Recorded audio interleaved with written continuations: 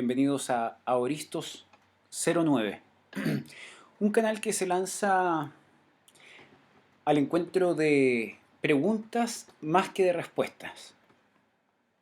Hoy día quisiera compartir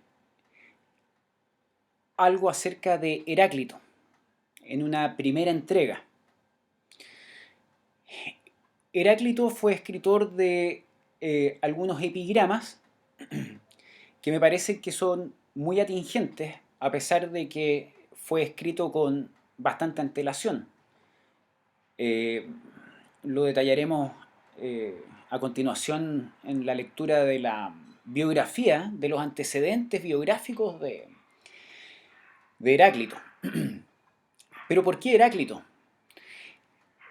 La idea de construcción tiene mucha relación con esta idea heráclitea del Pantarrei, del mutatis mutandis, del fluir, de lo líquido. Pero quienes deconstruyen, que son finalmente los Salieris de Heráclito, entre otros autores, Nietzsche, y bueno, en general muchos autores, y la entrega es finalmente el resultado de la sociedad en que vivimos. Por lo tanto, hoy día que se conoce en carne propia la concepción de deconstrucción al contemplar generalizado, entendiendo la vista como un sentido y como todo sentido recíproco, se ha olvidado el valor de lo eterno, de lo perenne, de lo que se mantiene impertérrito. Y se ha desvalorizado la virtud, o no es que se haya desvalorizado tan solo, sino que se ha dejado de contemplar. Y simplemente se ha cuestionado, sin darle el valor a aquello. Lo mismo sucede con la pregunta de el beneficio y el costo. Por haber, por vivir en una sociedad profundamente materialista. Se habla mucho de patriarcal. Mi visión es que vivimos en una sociedad materialista, tanto por un extremo político como el otro. Entonces, es una línea en la que habitamos de una realidad bidimensional, que da una perspectiva en vez de ampliar los horizontes. Bueno, entonces, de cierta manera, la idea es deconstruir la deconstrucción. Para eso, comenzaré con la lectura de un libro que es La sabiduría presocrática, que habla de Heráclito. Heráclito, que pertenecía a la realeza de Éfeso, heredó también funciones sacerdotales. Estos son algunos antecedentes biográficos de Heráclito. Y parece probado que formó parte de las sectas órficas, grupos místicos originados en creencias prehelénicas que afirmaban la supremacía de Zeus respecto a los otros dioses. O sea, la unidad Zeus, Teus, Teo, fundador, Dios, Logos, etc., desde una perspectiva prehelénica. Orfeo, el fundador de esta religión, no como religión propiamente tal de templo, sino que de religar, de volver a atar lo que se había ido diseminando y explicando solamente en partes. Entonces, pocos autores se contentan con sostener que Heráclito era sencillamente una prolongación del espíritu místico religioso de los órficos. En las doctrinas del oscuro, porque así le llamaban por su filosofía, aparecen rastros evidentes de la influencia de la filosofía oriental, un elemento común a todos los pensadores griegos de la época, formados en un medio donde el intercambio comercial y cultural con el Oriente era muy atractivo. Una de las principales características históricas de la doctrina heraclitana consiste en un rompimiento abierto y más radical que el que representaba sus antecesores pitagóricos con el universo mítico que precedía la cultura de los griegos. El universo mítico se refiere a los mitos, a los arquetipos, a lo que hoy día nosotros vemos en las películas. Los mitos representan aspectos de la deidad o de las deidades que son aspectos humanos. La diferencia entre el mundo helénico y el mundo actual es que Dios no está afuera, sino que Dios es un antecedente de algo interno, de un aspecto propio, que se ve tanto dentro como fuera. Y ese es como el principio de la tragedia, de estos arquetipos, de estos mitos. Heráclito es el primero en someter una dura crítica a la tradición de los poetas sabios, Homero, Hesíodo, y el sustrato de superstición y magia predominante. Heráclito se aparta desdeñosamente de estos elementos residuales para dedicarse a la reflexión sobre los problemas éticos, metafísicos y religiosos que siguen inquietando hasta hoy a la filosofía especulativa. Eh, su época. Yo aquí voy tomando algunos fragmentos que me llamaron la atención para poder de cierta manera exponerlo. Si le interesa, profundice más. En Google puede encontrar un montón de información acerca de Heráclito. Pero siempre teniendo en cuenta no comprarse todo lo que se dice, sino que ir tomando, aprendiendo aquello que haga realmente sentido, como de manera intuitiva. Bueno, su época. El filósofo reprochaba a los efesios, desde las alturas de su rango y de su sabiduría, que hicieran oídos sordos al auténtico conocimiento y se inclinaran servilmente ante los embaucadores del pasado y del presente. Merecían los efesios adultos ser ahorcados todos y dejar a los jóvenes en la ciudad por haber expulsado a Hermódoro, el más sutil de entre ellos, diciendo que no haya entre nosotros nadie que sea mejor, que sea el mejor en otra parte y en otras gentes. Por lo tanto, la mirada heráclita eh, invita no a la competencia con el otro, sino a ser competente. En la cultura, digámosle, de la deconstrucción es un poco más complejo que eso, pero la modernidad en su conjunto apela no tan solo al victimismo, sino que a la lástima para poder prevalecer. Entonces se cuestiona a partir de la sensación, no de la razón, sino que desde la sensación. Y tampoco tiene que ser la razón nada más, también tenemos un aspecto de intuición, pero en su conjunto el intelegir, que era lo de aprender, tomar aquello que haga sentido. Entonces, un poco acerca de su época. Eh, Influencia posterior. La filosofía de Heráclito, según la cual lo diverso, lo múltiple, es decir, el ser y el no ser, en ese sentido se asemeja más a una filosofía oriental. Ese no ser no es tan solo aquello que hoy día se expone desde una mirada deconstructiva en el antiser, sino que en el no ser. ¿A qué me refiero con el antiser? Es como toda idea que se abraza sin que haya cuestionamiento previo. Hoy día hay un cuestionamiento hacia el pasado, hacia lo antiguo, hacia lo clásico y con una mirada hacia, supuestamente, hacia un futuro.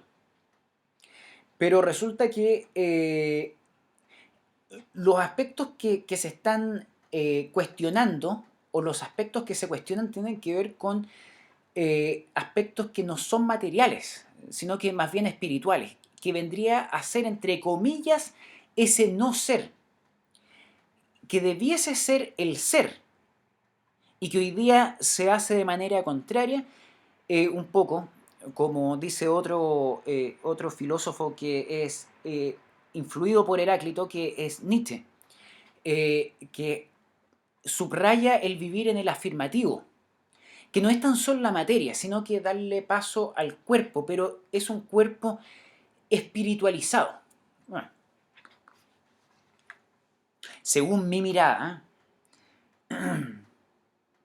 eh, el yin y el yang. Lao Tse tenía también, de cierta manera, una mirada que se podría vincular con la de Heráclito. En fin, la obra de Heráclito lega 116, me parece, que son los epigramas, que son fragmentados. No hay mucho contexto más que la historia que podemos recurrir a través de Wikipedia o de los libros que han sido escritos, que ayudan a profundizar más para la comprensión de la época, no directamente desde la historiografía, sino que a través de la misma literatura, para ir llenando esos baches históricos de una historiografía de aspecto lineal. En ese sentido, con este sentido, comprender así esos espacios que quedan entre los epigramas de Heráclito, entre otras cosas. El número uno, sabio es que quienes oyen, no a mí, sino a la razón, coincidan en que todo es uno. Finalmente, en ese uno de Heráclito es lo relativo, no en relación al relativismo, sino que lo relativo que tiene relación a sí. O sea, todo es uno. Porque esos aspectos representados desde la mitología son aspectos humanos que están diseminados en lo que denominamos lo otro, esa alteridad desde una mirada más moderna, pero que es donde está reflejado uno mismo. Eh, Dos, siendo esta razón eternamente verdadera, nacen los hombres incapaces de comprenderla antes de oírla y después de haberla oído.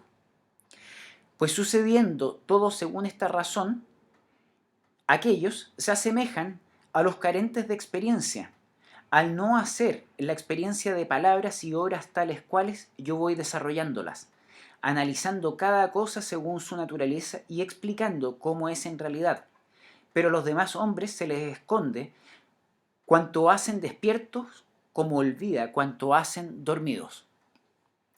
Para Heráclito, la realidad, así como la de los orientales, eh, es una ficción, es un juego de humos y espejos que representa esta idea de los budistas que habla de Maya.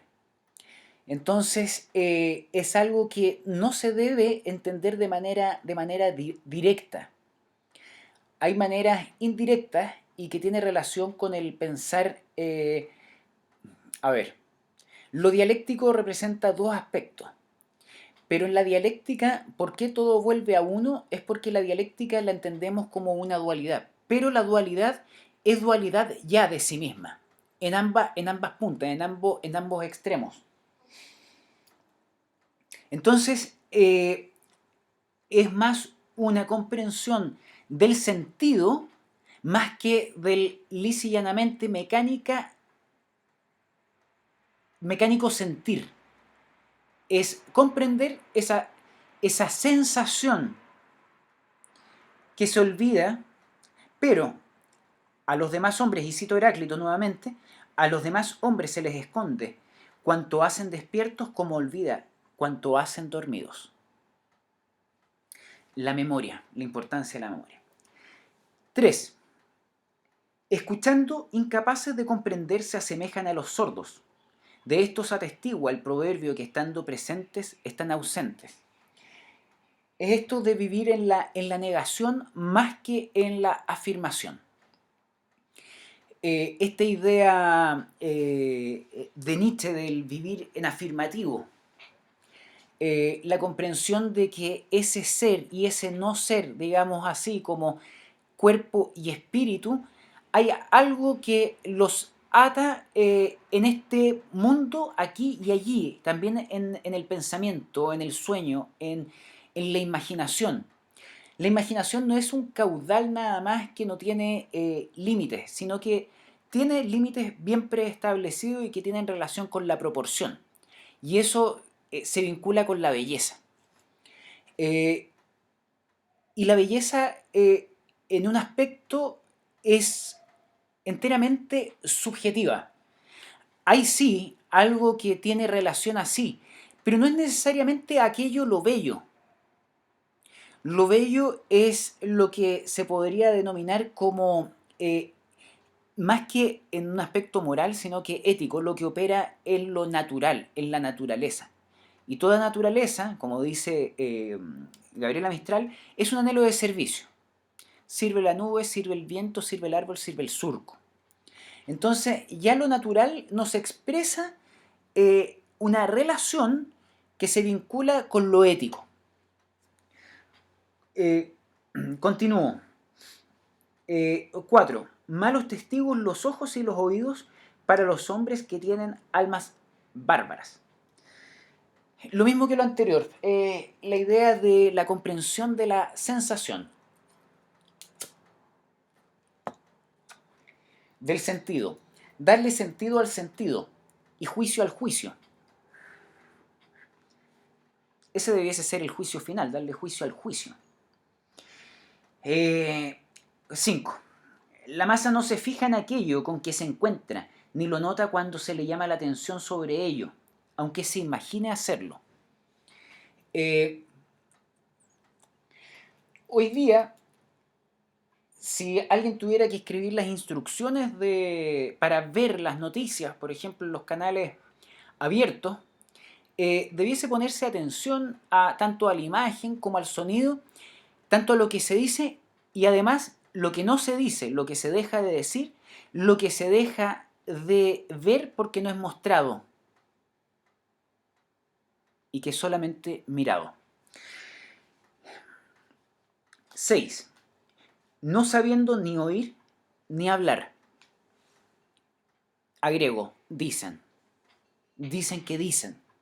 Entonces, de repente vemos lo malo como necesariamente malo y lo bueno como necesariamente bueno. Entonces, pero la vida, existiendo el blanco y el negro solo de manera absolutas, lo mismo que lo relativo, y lo mismo que todo, tanto absoluto en un sentido mítico, más allá de verdad y mentira, mítico, es una forma de expresar que se debe traducir. El mito actual, por ejemplo, es la ciencia. Y sin vendérsele, se le compra. Pero no es ciencia la actual ciencia, sino que es cientificismo. Todo concepto tiene una doble dirección y por eso hago este hincapié en el cientificismo. Pero la misma ciencia tiene una parte clara y una parte oscura. Lo mismo que el concepto fármaco. Fármaco en su etimología es tanto remedio como enfermedad. ¿Qué es la etimología? Es el significado y algo más allá. Tiene relación con el origen mismo de la palabra, una traducción eh, razonada y no entregada literal como hoy día se hace a través de esta idea enciclopédica, muy mecanicista, muy de inteligencia artificial, por decirlo así. Eh, que hay un punto que es el tema de aprender, aprender, o aprehender con H entre medio, tomar, y eso significa el vincular lo que no está aún vinculado. Hoy día se desvincula, se piensa a partir de la dialéctica, eh, escindiendo, como poniendo allá al bueno y al malo. Sí, efectivamente hay blancos y hay negros, en un sentido del color. Hoy día vemos simplemente el croma. Aldous Huxley hablaba de Soma, la droga que se daba en 1984. Me parece que es así, quizás esté confundiéndolo con Orson, eh, con Un Mundo Feliz o con 1984, pero el punto es el mismo. Carteles que se unen para darle droga a la gente, encerrarla y mantenerla en un espacio pequeño, no tan solo en un espacio físico, sino que también mental. Y para poder tener más amplitud era necesario consumir esta droga entregada por estos carteles. Eso puede estar en 1984, pero también sucede de cierta manera aquí y ahora.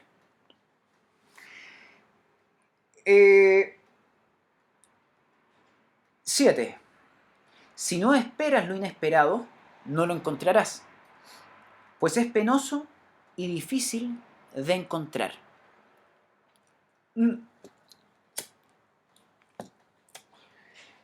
La gente hoy día busca simplemente el refuerzo positivo de aquello que le golpea el hombro y le dice, no, está bien. Y lo que está haciendo puede ser completamente, o no completamente, pero puede ser incluso contra natura de quién es la persona. Y se le felicita por ello, se le entrega un refuerzo positivo. Pero no se tiene que esperar el refuerzo positivo desde fuera. Es como cuando se espera que algún político entregue un derecho. Quizá la crítica de Heráclito tenía que ver con esta crítica a los efesios, tiene que ver un poco con eso, con no recibir nada que se pague un precio alto por ello y suponiendo que es bueno, termina siendo malo. Por ejemplo, el derecho, sí, el derecho es importante, pero a costa de libertades. Siempre hay un costo y beneficio. Sucede con los derechos. 8. Con respecto a encontrar, dice 8. Los buscadores de oro cavan mucha tierra y encuentran poco. Aquí hay un principio casi alquímico. ¿En qué sentido? En el sentido de que un principio alquímico que entrega, eh, habla del oro. El oro no es el oro metálico para los alquimistas. El oro tiene relación con el espíritu, con volver hacia sí, con darse cuenta de que lo que se cree que se aprende fuera, en verdad es un conocimiento que está prescrito en nosotros, es un conocimiento que se reconoce y ese reconocimiento, ese conocer tiene relación con la ciencia. El conocer tiene relación con el aprender, con la educación, más que con la instrucción que es lo entregado hoy día en formato de derecho. 10. La naturaleza ama ocultarse. Es paradójico y a la vez un sarcasmo, porque la naturaleza está ahí, se deja de ver simplemente, corta. Todo está ahí, uno entra a una librería y dice, no, está todo escondido bajo no sé, la Biblioteca Vaticana. Puta, sabemos, quizás sí, quizás no, no tenemos idea. Pero la cosa es que está ahí y es cosa de leer, de vivir, pero la lectura tiene una particularidad, o ese momento en que es aboristo, por eso el nombre del canal, de la concentración máxima en sí mismo, en donde desaparece esa subjetividad llamada yo. No es que desaparezca, se trasciende. Se trasciende y se es. ¿En dónde? En el hacer. Pero a la vez no se es. Es una objetividad subjetiva. 11. Y último, en esta entrega. El Señor cuyo oráculo está en Delfos ni dice ni oculta, sino hace señales. El doctor Carl Gustav Jung habló de las sincronías. Yo los denomino epifanías. ¿Qué son las epifanías? Son aquellos instantes en que el mundo habla directamente hacia sí ¿Y cómo se comunica? A través de la luz entrecortada que cruza los árboles durante la primavera, una lluvia, eh, el ladrido de un perro, el cariño que hace un gato al cruzarse por las piernas, o no el cariño, no lo pongamos en cariño, sino que lo que se está comunicando. A lo mejor el perro cuando da vueltas, persiguiendo su cola, nos está diciendo, hey, dejen de dar vueltas, no sean giles. Viven en un mundo plano y dan vueltas. Entonces es como una persecución de sí mismo yendo hacia afuera en vez de hacerla corta y regresar hacia sí. ¿Por qué razón? Porque no es la línea que une, desuniendo la distancia más corta entre dos puntos, sino que el punto sobre el mismo punto. Y punto. Si les pareció interesante el contenido de este programa, compartan sus likes, hagan sus comentarios, eh, sigan el canal. Intentaré subir otras reflexiones. Y, y eso. Envíen sus comentarios, preguntas, sugerencias. Da igual, lo que ustedes quieran. Eso. Muy buenas noches, muy buenas tardes y muy buenos días. Hasta luego y chau, chau.